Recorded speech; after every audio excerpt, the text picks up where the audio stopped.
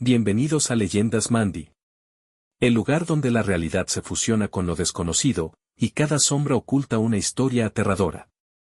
Mi nombre es Mandy, su guía en este escalofriante viaje a través de cortas historias de terror. Empezamos. Un grupo de amigos explora un bosque embrujado. Una niebla oscura los envuelve, y el sendero se transforma. Cada uno es perseguido por sus mayores miedos.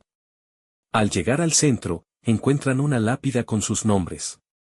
La niebla se disipa, revelando sus cuerpos petrificados en la última posición de terror. Gracias por acompañarme en esta escalofriante travesía. Mi nombre es Mandy.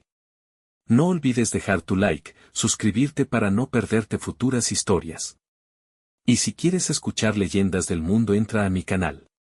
Nos vemos en el próximo video.